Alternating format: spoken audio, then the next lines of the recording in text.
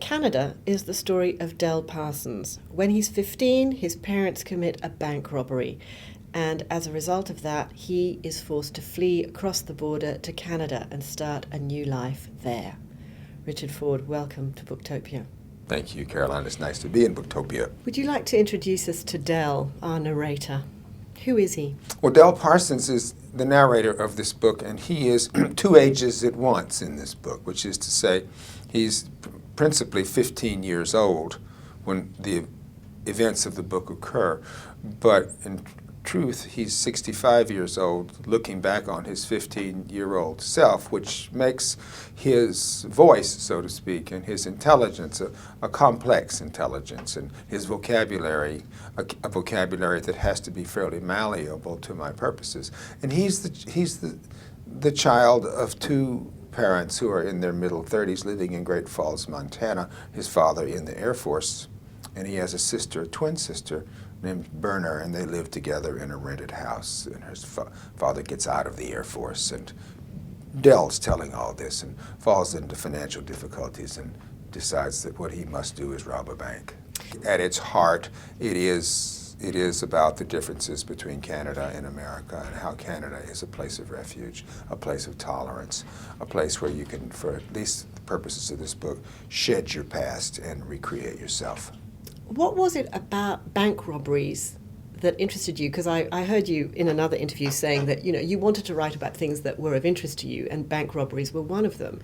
Yes. So, bank robberies were a real part of the popular culture for me when I was a little boy, in the late 40s and 50s, and there is a scene in this book in which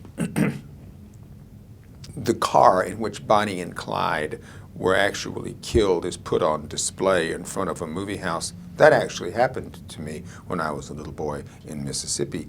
It wasn't so long, I was born in the 40s, it wasn't so long before then, the 30s, during the Depression, that there were a lot of bank robberies all over the South, just as is the case in America today. A woman just robbed a bank in our little community in Maine the other day, a woman with 2 children.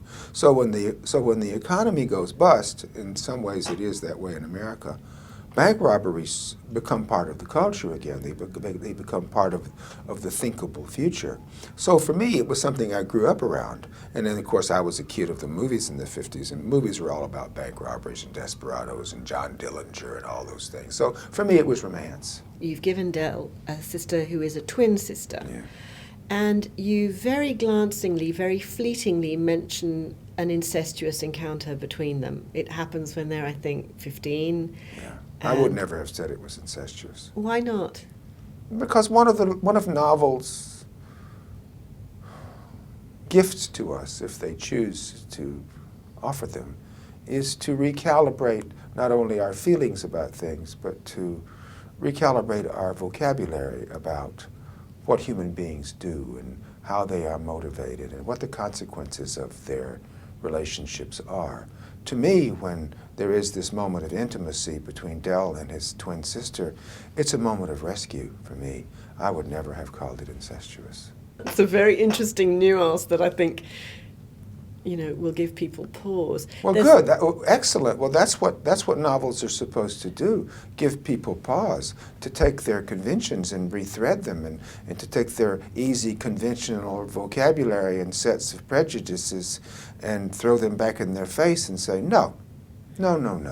What you think is not true. I mean, here are 2 children, 15 years old, who've watched their parents be led away in handcuffs and never to see them free again, and are themselves in their family home alone with the social services either coming or not coming, and their future in front of them a complete blank. Who would they cling to if not each other? Now, the book is set partly in America and partly in Canada. The Yes. part of America that it's set in is an America that most of us probably don't know and will never visit, and feels like an Good. America that has nothing to do with the America that Washington is preoccupied with and that we think of when we think of places like New York, San Francisco. Can you talk a little bit about what I think of as a kind of forgotten America?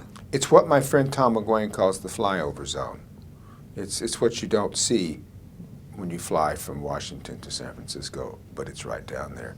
It's the great American prairie. It's sometimes known as the Big Empty.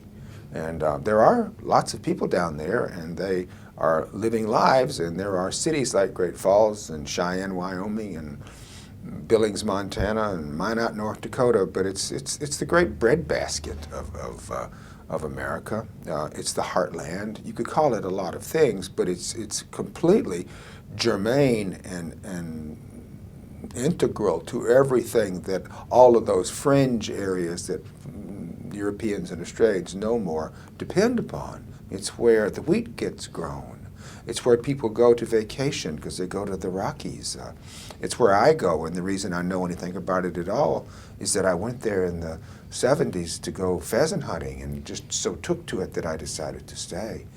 To me, growing up in the South, one of the great impulses in my life was to find what was the most legitimate America that I could find, because the South seems such an illegitimate place to me because of slavery principally and bigotry. So I was constantly going out toward what I hoped would be the real America, and I found it in the Middle West, which is to say Chicago, Michigan. I found it in the West, which is, again, the breadbasket, the absolutely essential part of America. And I found it in New England, where I now live. As in many of your previous books, there is a hotel in this book. That's very much a sort of feature of a Richard Ford novel. I guess I can't get away from them, can I? Can you tell us a little bit about how you came to shape this hotel in your imagination? This hotel, which is a smallish place actually, is a hotel out on the prairie in a little tiny town called Fort Royal, Saskatchewan, that I actually made up, which is really a railroad hotel where the people who come through on the railroad stay. It only has 15, 18 rooms. It's also a place in the autumn where goose hunters come from America and stay and are carousing and rowdy, and there's a little isolated bar at the basement of the hotel, and it's kind of a rough-hewn place where people don't act politely necessarily, where it's rough-hewn, and so it was a hazardous place in a way for a little boy like Dell to be living. Although he did find out living there what it is that adults do when they don't think they're being noticed. There's an incredible tension in the book between choice and destiny. Can you just talk a little bit about that? Well, that has a sort of a little history to it. I was born in Jackson, Mississippi, and grew up listening to people tell me how wonderful it was to be lucky enough to be born in Jackson, Mississippi, and feeling every time I heard it that there wasn't much substantiation in my experience. I had sort of the Peggy Lee syndrome, which is to say, is that all there is, And so one of the things I figured out that I had to do was take dominion over my choices and take dominion over the things that happened to me, because birth is just an accident to the person who gets born. I mean, you didn't ask for this. And so I thought the only way that I could be successful in the world is, rather than say, it's good that I'm here, it's fate that has brought me here, rather to say, no, I'm here by my own lights. I'm here because I've brought myself here. And to try to make yourself the agent of everything that happens to you, so that you will, if no other reason, have a more cogent narrative for yourself. Rather than say, well, the winds blew me here, or my parents moved here, and that's where we live. All that kind of stuff actually kind of drove me crazy when I was young. It's really one of the great frictions and conflicts of my life to gain agency, even if it's only verbal agency, over where I find myself. But I find that interesting because right at the end of the book, when Dell is 65, and it's clear that he's teaching literature to students, the writer that he invokes is Thomas Hardy, and Thomas Hardy's characters are all people who are cursed by fate. Like Jude. And Tess. And the mayor of Casterbridge, which he talks about. Yes. Well, I mean, I think that there's something to be learned from those books. I guess it's nothing else. I mean, I remember reading Jude the Obscure, and you have conversations with books, and when Hardy wants you to believe that the mayor, for instance, who sells his wife at a fair, and the book takes a long time coming back around to somehow expiate that decision. The conversation that I guess I had with that book was, and with Jude as well, and with Tess as well, No, no, no, no, no. That for me is an inadequate answer for why and how people end up where they do. Canada, this book that you have written, made you cry. Yes, it did. Can you just talk a little bit about that relationship to the book when you're reading your own work? Well, I guess I cried at the end, actually quite a lot. And then when I read it to Christina about 2 or 3 months later, we both just fell into tears when I got to the end again. I mean, I think some of it was just relief that the end of the book had come, and feeling that there wouldn't be an end if there wasn't a proper book leading up to that end.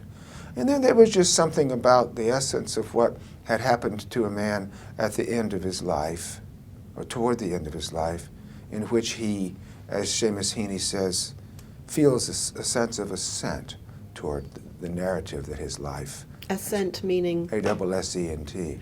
Not quite acceptance, not quite reconciliation, but he assents to his life. And there was something to me quite touching about that, because his sister has died and his parents are long gone. He'll never see any of them again. And there was it was a feeling of, well, yes, this is and has been my life, and I am here now toward the end of it, and I have to say yes to it. There's something for me very emotional about that. A new novel by Richard Ford is not just a book, it's an event. Well, Canada more than lives up to expectations. It's a wise, sad, haunting story about how the choices we make shape our lives no matter what side of the border we're on. Just about every line of prose in this book is memorable. It's not overstating it to call it a masterpiece.